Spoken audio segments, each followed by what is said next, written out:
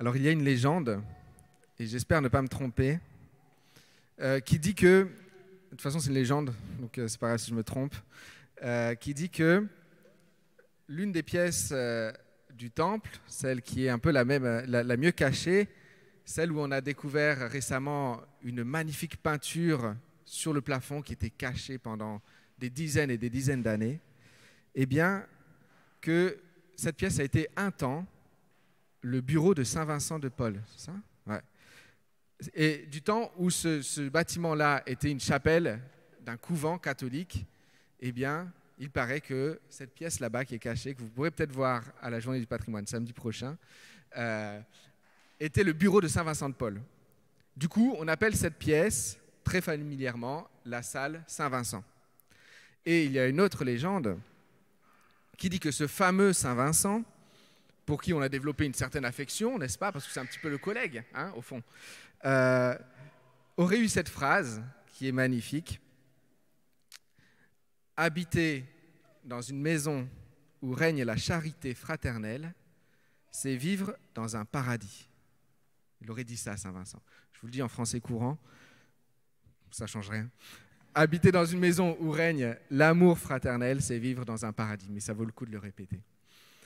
Voilà un beau projet, je trouve, pour nos maisons et puis pour le temple, n'est-ce pas ? En ce jour de rentrée des enfants à l'église et puis en cette période de rentrée à l'église pour tout le monde, en fait, adultes aussi, ben, je voudrais parler de famille et d'église, hein, voilà. Et de nos maisons à chacun, celle où nous vivons quotidiennement, et puis de notre maison commune ici. Et d'abord, prendre le temps de me réjouir avec vous de la reprise de l'année du ministère Enfance et Famille aujourd'hui, et vous dire deux éléments qui sont intéressants, qui nous permettent de définir un peu ce ministère. Ce ministère, il se base sur deux convictions. La première, qui est que les enfants font pleinement partie de l'Église, aujourd'hui. Pas quand ils seront adultes et donc forcément, on le sait, intelligents et responsables. Non, aujourd'hui, ils font partie de leur Église, quel que soit leur âge. Ils sont l'Église avec nous, capables de croire en Dieu, capables de vivre une relation avec lui, capables de le servir même par l'Esprit Saint, de parler en son nom, de témoigner.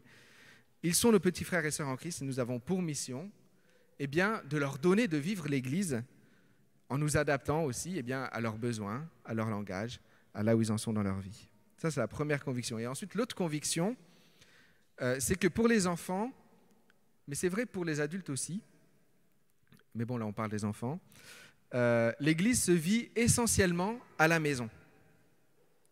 Et les premiers pasteurs, les premiers enseignants pour les enfants, eh bien, c'est leurs parents. Les parents sont les premiers à recevoir cette mission de parler de Dieu à leurs enfants, de les enseigner sur ce sujet et surtout de faire l'expérience avec eux de l'amour de Dieu. L'Église, c'est en premier lieu à la maison, au cœur même des familles. Ce qui donne en fait, d'un côté, une image de l'Église comme une grande famille, avec des enfants, des parents, des oncles, des tantes, des grands-parents, qui vivent ensemble et qui s'adoptent mutuellement en Christ. Voilà, ça c'est une grande famille. Et de l'autre côté, l'image de la famille, donc chacun chez soi, comme une église, où on vit, où on lit la Bible ensemble, où on parle de la bonne nouvelle, où on prie, où on chante, où on sert Dieu. Chaque maison, une église. Alors cette idée, c'est pas très original, c'est pas notre idée folle à nous, elle est biblique. Et aujourd'hui, je voudrais vous lire deux textes qui se répondent. Et le premier s'adresse aux croyants en général, quelles que soient leurs origines, quel que soit leur arrière-plan spirituel, leur division passée ou présente, parce qu'il y avait des divisions à l'époque. Aujourd'hui, il n'y en a plus. Et pour dire à ceux qui croient en Jésus, ben voilà, maintenant, vous êtes une famille. Vous êtes une seule famille. Quelles que soient vos différences et vos divisions, vous êtes une seule famille. L'Église est une famille. Et que vous ayez déjà une famille, ou bien que vous soyez seul, et même si tout ce que vous désirez, c'est la solitude, l'indépendance, la liberté à tout prix, qui que vous soyez et quelles que soient vos origines ou vos convictions, eh bien par Jésus, par l'Esprit Saint, vous êtes désormais, avec les autres chrétiens, la famille du Christ. Voilà, c'est comme ça. L'Église est une famille et on l'oublie trop facilement. Donc ça, Paul l'exprime notamment, s'exprime dans beaucoup d'endroits, mais je voudrais lire Éphésiens 2, les versets 18 et 19. En effet, en passant par le Christ, juifs et non-juifs, nous pouvons nous approcher du Père grâce à l'unique Esprit Saint. C'est pourquoi vous n'êtes plus des étrangers, ni des gens de passage, mais vous faites partie du peuple de Dieu, vous en avez tous les droits et vous êtes de la famille de Dieu. Vous êtes de la famille de Dieu. Le deuxième texte que je voudrais partager avec vous, plus long, répond au premier. On le trouve quelques pages après dans la Bible. C'est dans la même lettre. Et il dit la réciproque. Il dit « la famille est une église ». Alors ça, c'est peut-être plus difficile pour nous de comprendre parce que autant tout le monde abuse de « oh, nous sommes une grande famille hein, », que ce soit le petit groupe d'amis qui va se séparer dans 5 ans ou l'entreprise qui en réalité abuse de tout le monde, autant dire nous sommes une église, voilà, c'est moins courant. C'est plus rare. D'ailleurs, ce serait flippant si un patron accueillant un nouvel employé, ah, vous savez, ici, c'est comme une grande église. Ce serait flippant. Mais la famille est une église au sens où l'amour qui s'y partage est l'amour de Dieu. Les relations y sont vécues selon la volonté de Dieu. Et le modèle pour apprendre à vivre en famille, eh bien, c'est Dieu lui-même. L'église, la famille, comme l'église, a d'abord pour raison d'être de rendre gloire à Dieu. C'est sa première raison d'être, de représenter Dieu et de servir Dieu. La famille est une église. Et je vais lire dans Éphésiens 5, à partir du verset 25, et puis je vais jusqu'au chapitre 6, verset 4. Marie, aimez votre femme comme le Christ a aimé l'Église. Il a donné sa vie pour elle, afin qu'elle soit sainte. Il l'a rendue pure par l'eau et par la parole. Il développe un peu cette idée, je saute quelques versets, et je reprends au verset 30. Est-ce que nous ne faisons pas partie du corps du Christ, c'est-à-dire l'Église ? Dans les livres saints, on dit « C'est pourquoi l'homme quittera son père et sa mère pour s'attacher à sa femme, et les deux deviendront comme une seule personne. » Ce mystère est grand, et moi je vous le dis qu'il s'agit du Christ et de l'Église. Mais il s'agit aussi de vous. Chacun doit aimer sa femme comme lui-même, et la femme doit respecter son mari. Ensuite, il continue « Enfants, obéissez à vos parents, comme le Seigneur le veut. C'est votre devoir. Respecte ton père et ta mère. Voilà le premier commandement que Dieu a donné avec une promesse. Et cette promesse, la voici, alors tu seras heureux et tu vivras longtemps sur la terre. » Mais ce n'est pas fini, il continue. « Et vous, les parents, ne poussez pas vos enfants à la révolte, mais pour les élever, corrigez-les et donnez-leur des conseils qui viennent du Seigneur. » Voilà, j'arrête la lecture ici. Vous êtes la famille de Dieu, dit Paul à l'église d'Éphèse, une église qu'il connaît bien. Et il n'y a rien d'original en fait, parce que depuis toujours dans la Bible, l'église est comparée à la famille. Le peuple de Dieu est une famille. Depuis très loin dans l'Ancien Testament, si on revient à l'origine du peuple choisi, du peuple de l'Alliance, c'est d'abord l'histoire d'une famille. Les patriarches, ça commence là. Abraham et Sarah, Abraham qu'on appelle parfois le père des nations, c'était un couple qui formait une famille qui était impossible à la base. Mais du coup, parce qu'il ne pouvait pas avoir d'enfants.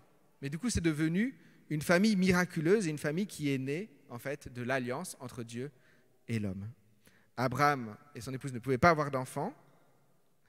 Mais un jour, Dieu a fait alliance à Abraham et lui a dit « Si tu me fais confiance, je te donnerai une descendance aussi nombreuse que les étoiles. Tu auras autant d'enfants qu'il y a de grains de sable dans le désert. Et Abraham a fait confiance à Dieu.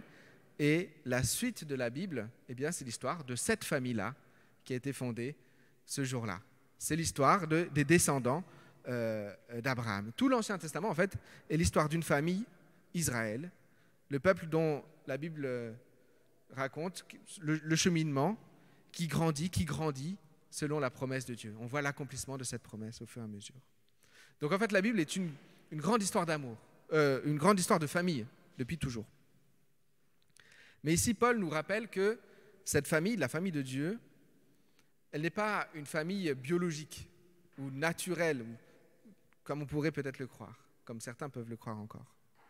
La famille dont Paul parle, elle comprend des descendants d'Abraham, mais aussi des gens d'autres peuples, d'autres familles biologiques, d'autres origines.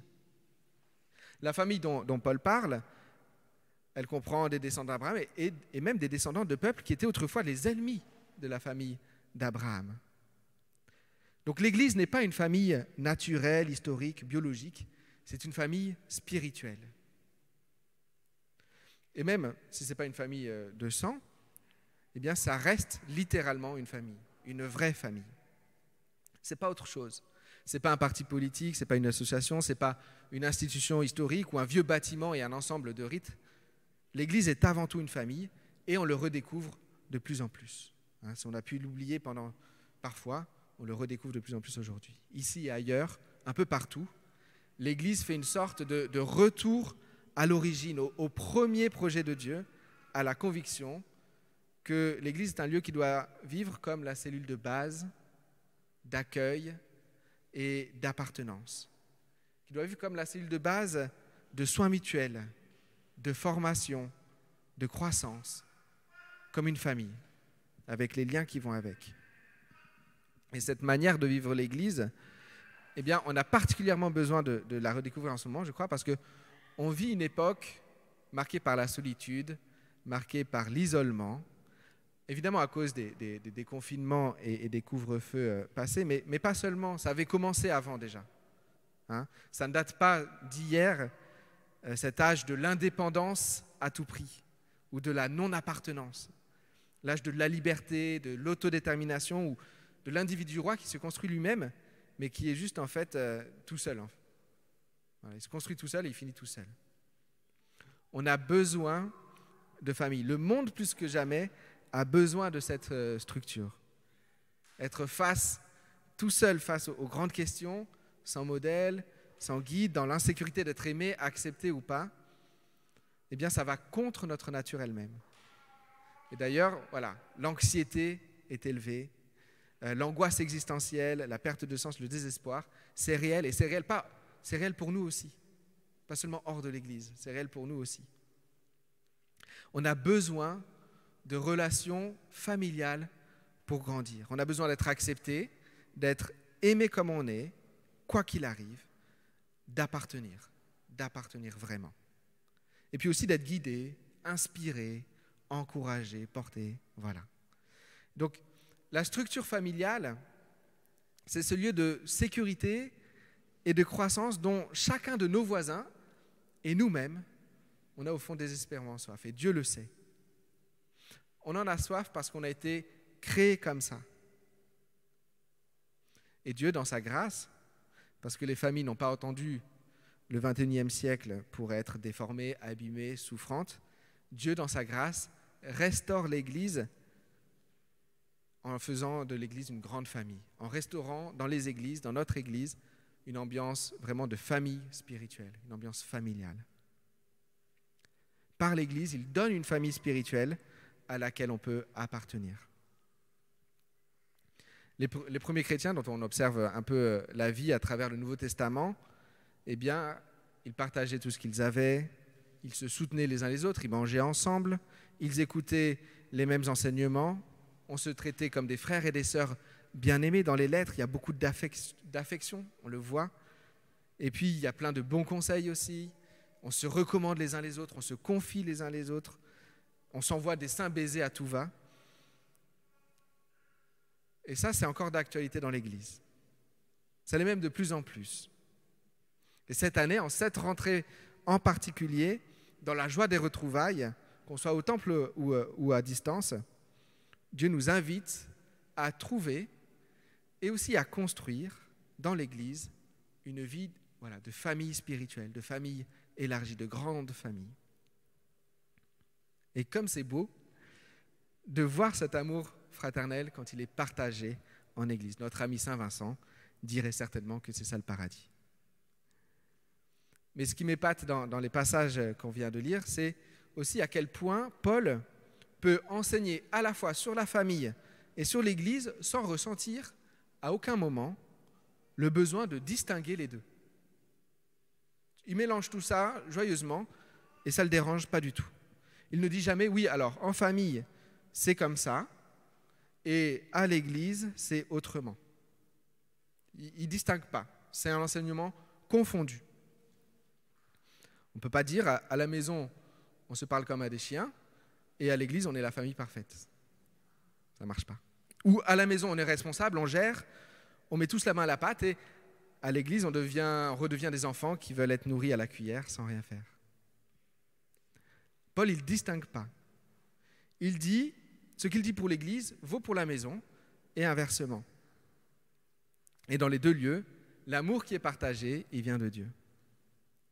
Et alors dans le texte qu'on a lu au chapitre 5, Paul s'adresse tour à tour, il fait la liste, il s'adresse d'abord aux femmes, puis il s'adresse aux maris directement, puis aux enfants, aux parents.